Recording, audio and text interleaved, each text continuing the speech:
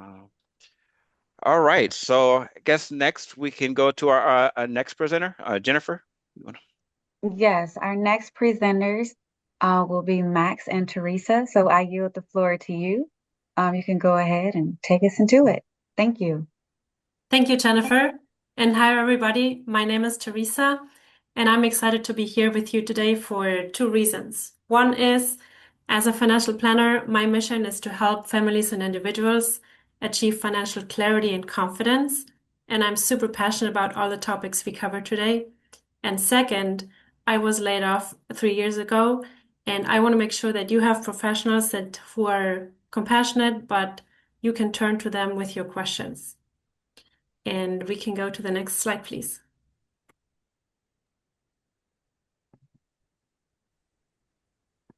Thank you. The Appian Wealth team is a financial planning practice here in the DMV area. And we have three advisors, which is myself and our two CFPs, Josh and Max. And you will meet Max in just a second. And together with our four associates, we serve about our clients across 40 different states. And we are proud to serve 200 current and former federal and military households. And one thing that is important that I want to point out is that we are fiduciaries, which is not true of all financial professionals out there. And being a fiduciary means for us that we can sleep well at night because we know we make the best recommendations for our clients, but we are also legally and ethically required to do so. And one example that I always like to mention is that we reach out to different carriers for the clients and get different quotes, educate our clients on them so that they can take the best decision and go with what fits their goals the most. And there's a big number of topics that we discuss with our clients, of course. And today we hyper focus on the three that we get asked when people are between jobs. You can jump to the next slide, please. Max is going to talk to you about health coverage and life insurance, and I'm going to cover retirement and pension planning. And I'll hand over the mic to you, Max. All right, great. Good afternoon, everyone. Thanks for joining us and sharing some of your time with us. As Teresa mentioned, there are a lot of topics that we cover as financial planners, a lot of the foundations Rodney talked about when it comes to cash flow and budgeting. But there's a lot more. And so we're going to just zone in on a couple here, as Teresa mentioned, really pertaining to benefits. And so whether you're are or were a federal employee or a contractor, these tend to be the ones that come up, I would say, predominantly when people are in transition in the conversations that we have with them. So we'll start off with health benefits. I'm not going to walk through all the cells on the slide here, but really when you separate from service, federal service, and you've had your federal employee health benefit or FEHB coverage, that coverage continues for 31 days. And then you really have three main options. And I say main options because there's a couple of others here, not on the slide, but the primary ones are really a temporary continuation of coverage or TCC. And this basically lets you keep your benefits for a period of time up to 18 months. But the trade-off is you are paying a lot more because this is not subsidized anymore. So you're paying your share, and then you're also paying what the employer's share of the coverage was, plus there's a 2% fee. So it allows for a smooth transition, but it is going to be the most expensive. The second option is jumping onto a spouse's employer plan.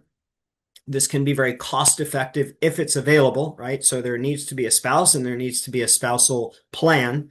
The coverage will depend a bit on what the spousal plan is, and that could be different from what you have currently. And then the third option, which I would say is prevalent, is getting into or shopping the marketplace through healthcare.gov and getting onto a plan there. And then depending on your income for the year, there can be subsidies available. So this could be the most affordable route for you. Deductibles and networks do vary though. And so on the flip side, I would say there is a bit more research or comparison shopping that needs to be done for this option here. So the key is really balancing the costs with network continuity, meaning your provider continuity, and then the level of care that you expect to have over the next 12 months, say. Now let's go to the next slide. So this, again, is just sort of a pros and cons view, and I would summarize it by saying, again, the TCC option is the smoothest. It keeps things exactly the same, your doctors, your prescriptions, but it's going to be the most expensive option. This could make sense, for example, if you are bridging to Medicare, if you have new employment that's kind of on the horizon, but you're not there yet, and you don't want to make too many changes. Continuation for streamlining purposes could make sense here. Spouse's plan will offer good savings, but again, the networks, the deductibles are going to be different, most likely from what you've had. And then the other thing to note for spousal plans, which is a positive, I would say, is you don't have to wait for any open enrollment window, right? This is a qualifying life event. So being separated from a job is a qualifying life event, just as a getting married or having a child, for example. And so you can typically jump in at any point throughout the year. And then the marketplace, like I said, can be very affordable, depending on how you qualify with subsidies. But the trade-off is, again, a bit more comparison shopping involved, and then trying to figure out the different networks and deductibles that make the most sense for you. So need some scrutiny when it comes to that one. So it really is about cost versus convenience, I would say, in terms of the options here. Overall, there's people who actually don't have health coverage. That technically is option number 4. We definitely don't advocate that. And then I guess a fifth option that isn't on the slide either is private health insurance. I'd say the minority of cases is the private health insurance route, but just know that there's options for that as well. But in terms of the totem pole of priorities with benefits, health insurance is right there at the top. And so this is definitely a big one when thinking about what do I need to make sure I have as I go forward. Let's go on to the next slide, please. So the second thing is going to be life insurance, as far as another topic that comes up quite a bit. And FEGLI, your federal employee group life insurance, if you're a federal employee, or if you are a contractor, it would just be your employer provided life insurance, typically will stop when you separate from employment. FEGLI, you get a 31-day free extension, and then you have really 2 options. So it's kind of a binary scenario here. One is converting. The title of the slide is to port or not to port, and what I'm referring to there is portability, which means carrying something with you. So converting it means converting your insurance into permanent life insurance and keeping it or porting it with you. The option number 2 is to obtain private life insurance directly. In terms of switching from your FEGLI to a permanent policy with a private carrier, probably the biggest reason to do this is there's no medical underwriting. And so if you have any medical concerns or conditions that might hinder your insurability, this is a good route to pursue because, again, there's no pre-existing condition type of impediments to getting coverage.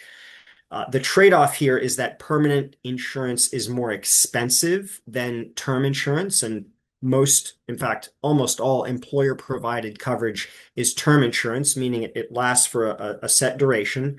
So the trade-off there is going to be the cost. Option number 2, which I would say the vast majority of clients that we work with who are in some sort of transition tend to gravitate to, is just shopping private life insurance directly. And what this entails is, as Teresa mentioned, one of the many things that we help clients with is, what are your needs? What is your budget, right? What kind of duration are you looking for? And then going out and saying, much like you can do with health insurance on the ACA marketplace, going out to a number of different insurance companies and seeing what makes the most sense for you. So everybody's setup is going to be different, but here's where you do have to have underwriting, medical underwriting. And so I would say the health picture is more important for option number two here.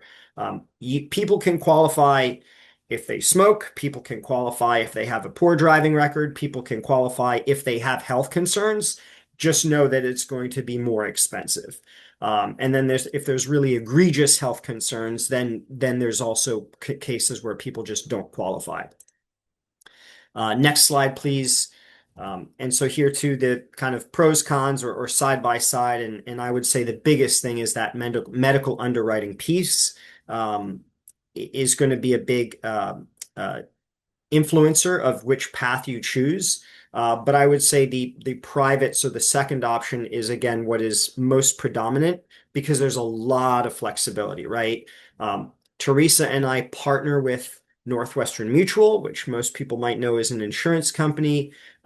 We can go out and place insurance and do go out and place insurance with a host of other carriers as well, whether it's New York Life or MetLife or Mass Mutual or Guardian, right?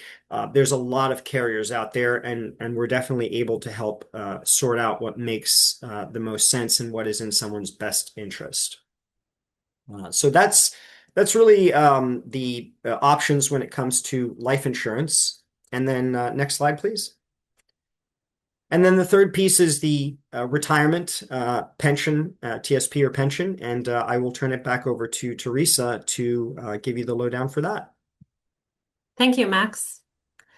Yeah, after people separate from an employer, the number one question we get is, Teresa and Max, what do I do with my old retirement account, whether that is a TSP or a 401k or maybe even a 403b? And you may be asking the same question right now, what should I do? And there's really four options. One is you don't do anything. Two is you roll it over into your individual retirement account. Three, you roll it into your new employer plan. Or four, you start withdrawing. Now, those four options and the order in which I present them do not indicate any priority or preference. It really depends on your situation. And I'm going to explain the four options a little more. So number one, doing nothing means you leave your account where it is now. There's no deadlines or anything. If you change your mind in the future, you can still change it. The biggest challenge here may be that you don't forget where to log in and find the portal to see your account, or maybe change it in the future. Either change the investment options or roll it over somewhere else. Typically, the menu within a TSP is sparse. There's not a lot of options. So you may want to look into other investment options, which, for example, you can do with number two.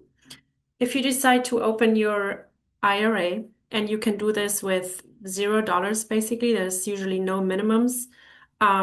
You have the greatest flexibility in terms of investment options because there's almost no limit in what you can invest in. And we help our clients with that all the time, because what they like about it is that, one, there is the backdoor Roth that we can help them with. I'm not going to get into the weeds, but if you're interested in this, reach out to us and we can help you. But they like that professionally managed portfolios typically outperform self-management. So that's something people want to see because they want to see their money grow. And it does come with a fee, just as any other account. If you find a new employer, that plan comes with a cost. If you leave it where it is, that comes with a cost too. But it's worth comparing. If you decide to roll it into your new employer plan, you are pretty much locked in on what the new employer offers you, which means the investment options and the plan costs. There's few accounts to manage, so you log into your new employer's portal and you see it there. One thing to consider, if you plan on taking out a loan from that would be the option to go. But typically, when Max and I talk to our clients, we say this makes sense if your account is $10,000 or less. Because it's a small amount, you consolidate it with your new 401k or 403b. Anything above 10,000 is worth to put into an IRA, whether that is with us or somewhere else. And then number four, withdrawing the money. There's a few factors to consider here, which is how old are you? How much are you going to withdraw? And what are the taxes going to look like? If you're 55 years or older, there's no penalty. If you're younger, there is a penalty on top of the taxes. And the penalty is usually 10%. And then you can decide, do you withdraw the entire amount or do you start withdrawing a portion of that? So there's many things to consider, and generally speaking, when we talk to our clients, retirement accounts are often the biggest assets people have on their personal balance sheet, and it's worth coming up with a cohesive strategy. And on the other hand, we see that with retirement accounts, there's usually the biggest opportunity in terms of how do we invest the money? Is it appropriate for your age? Depending on when you plan on retiring and what really is the purpose of that retirement account. Yeah. And then we hop to the next slide. Okay, I see something come in. Maybe it's worth going back to the last slide. Repeat. Okay, so the amount. The amount that I mentioned is $10,000. So if your account is less than $10,000, you can just roll it into your new employer plan. But as I mentioned, for an IRA, there is no minimum usually. So even if you have less than $10,000, you can put that into an IRA. And that may be a option you want to consider if you also think about doing the backdoor Roth IRA, which is basically you put money from your traditional IRA into a Roth IRA, but that comes with taxes, and you would want to talk to your financial advisor and make a strategy for that. So $10,000 is the amount I mentioned. Okay, let's hop to the next slide. Thank you. Okay, hot topic for many of you probably is the pension and retirement. The pension you get from the government really depends on two big factors, which is your age and your years of service. There's a small third factor, which is, was your separation from the government voluntary or involuntary? And I'm going to focus on the involuntary way for today. And keep in mind that if you took the buyout option or the severance package, whatever you want to call it, then your separation from the government is considered the voluntary separation. Now, there is one option that is not mentioned on the slide, but I want to mention it because it may be important for some of you. If you have been with the government for less than 5 years, you can cash out your entire account because you're not going to be able to have access to a pension. And that's important. Many people don't know this. So if you don't plan to go back to government work, cash out, and then you have the options what you want to do. You can put it in a shoebox in your closet, which I don't recommend. You can go on a vacation, or you can take this lump sum and create your own investment account or retirement savings account, and happy to help you with that. Some other options are if you have served for more than 25 years, no matter what age you are, you get the best package, which means you get the full suite of benefits. You're golden. For those who are maybe younger and have served less, for example, 20 plus years, but you're older than 50 years old, you have the immediate access to the pension. And then, for example, when I think about my friend, she is younger than 40 years old and she has served more than 10 years as of this year. She will be eligible for the pension when she reaches her minimum retirement age. Depending on her birth year, it's probably going to be 57. So that is called the postponed or deferred retirement.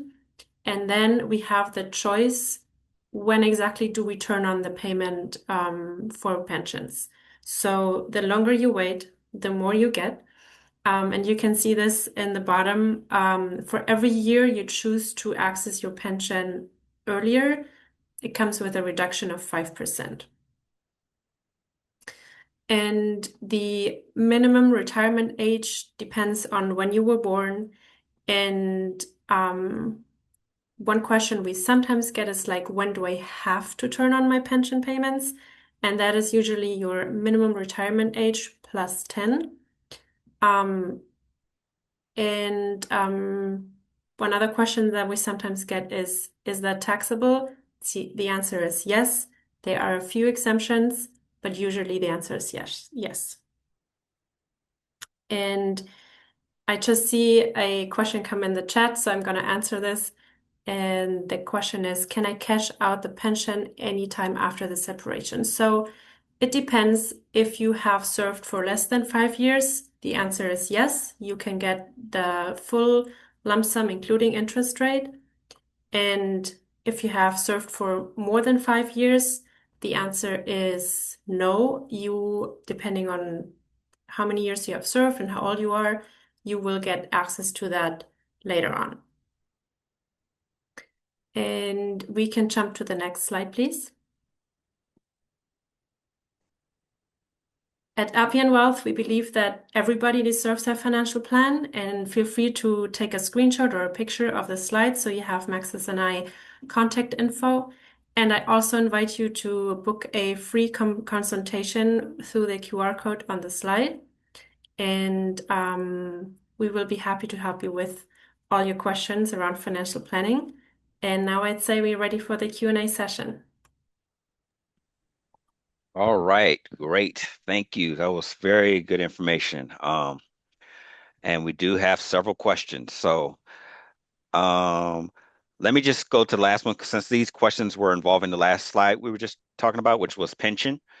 It says, can I cash out the pension anytime after the separation, or is it some deadline for that?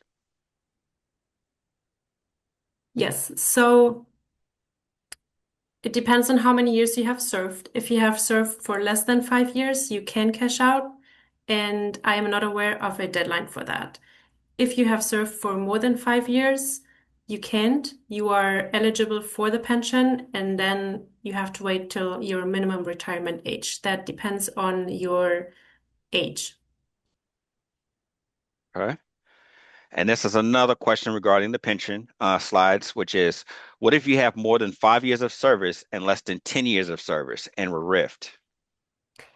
Okay, so that means that was an involuntary separation, and maybe you can go back to the slide really quick. And I also have to read the question. So you are between 5 and 9 years. You are, let me think about this. Yeah, I can jump in Yeah, too. thank you. So you have built up and you are eligible for pension. You would basically have a deferred retirement option, meaning you can it stays in place. It won't necessarily keep accruing because you're not contributing to it anymore. Could you access it? Generally, no. You have to wait until minimum retirement age in order to do that. And I think that ties into the second question too. Another option is to leave it as is and wait until your eligible age. Correct? Yes, that's correct. Now the trade-off, I mean, there's some considerations, and again, here's where everyone's setup is going to be different. But if there is the possibility that you might go back to work in federal capacity, right? You can kind of jump back in and pick up where you left off, and then you would still be able to keep accruing that pension benefit because it's based on number of years of service, and it also looks at how much your highest 3 years of income, right? And so presumably, if your income grows over time, then the size of that pension is going to gradually increase. But if you never plan to go back, there's an opportunity cost there because it's not going to increase with cost of living. So again, we would want to look at, how much is it today? How old are you? Do you need what are your needs from a cash flow standpoint, right? So there's a bit more to it, but I hope that answers the question or two there. Yeah. And Max, I think our clients sometimes ask us, like, are those different accounts, the pension and the TSP, or the pension and a future 401k? And the answer is yes. And what we like to build out for our clients is a simple balance sheet of all of their assets and liabilities that shows it clearly, like what different accounts do you have and how much is in there. And for the pension account, you can't access it. The TSP/401k you can in terms of loan or withdrawals. And those options would come with the taxes I mentioned or the penalty. But the TSP/401k account, that is your account. So you can put that with the institution of your choice. And then you can choose the investment options for that IRA. Okay. And I think someone was kind of giving their perspective on this. They were saying, I have a former colleague with 15 years of service and is cashing out her first with a penalty. So I think that option does exist. So it looks like you can cash it out, but you just got to pay a penalty, maybe. But yeah, the penalty being the key word there. Yeah. Okay. And then there was one more question we go back up to. It's regarding withdrawals. Is there a special applicable waiver due to unemployment of, I guess, 3+ months? So I'm not aware of one necessarily. So there are things called hardship withdrawals, and I don't know if that's what the question is getting to. Uh, so I don't know if you want to, German, if you want to provide any more clarity on that. But generally, there are hardship withdrawals you can take, but they're not going to absolve you of having to pay tax if it's a pre-tax money account or necessarily the penalty. And then the rules are slightly different depending on whether we're talking about an employer plan, such as a 401k or TSP, or an IRA. Um, so again, these are things that we can capital gain would still be applicable, right? Yeah. So I'm not aware of one, but the other thing we should preference is we're not experts in specific government retirement plans. We certainly have experts at our disposal. So if there are particular hardship options there, that might be something that we're not aware of. But in general, sort of general conversations, yes, there are hardship withdrawal options. Whether you have the penalty or not, that will depend. But there's almost always going to be tax. Okay. And then, guys, on the screen now, you will see a QR code. So if you do have some possible questions, yes, there is a consultation that's available. Um, so if you have any additional questions, I know everybody's situation is different, uh, but there is a complimentary consultation if you click there, and you can reach out to Teresa or Max. Okay. All right. Let's say it's one more question. We do have some time, so go ahead and ask that question. And then while they are typing up that last question, um, if Jennifer, you want to go to the next slide, if you guys can, this is a survey to let us know how the event was. If the stuff was helpful, there were some things maybe we missed out that we should have talked about, or highlight some of the great things that you did learn. If you could please scan this QR code and complete that survey, it will be very helpful for us putting on these events in the future. So we would appreciate that. Let me see if that question is up. I have one more if possible. Okay. All right. So it says on pensions, if you would withdraw now, are you also foregoing the agency contributions, correct? Right. Oh, Right. Yeah. okay. So yes, that is correct.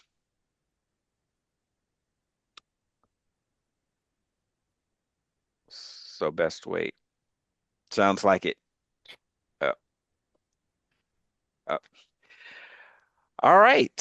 So that Well, concludes the Q&A section. Jennifer, you want to well, take it? thank you. Thank you for your time. Thank you for this hour. Thank you, Max. Thank you, Teresa. Thank you, Rodney. We all greatly appreciate you and this opportunity to share this helpful information with those that's on this call. As it was indicated in the beginning of this call, this was recorded.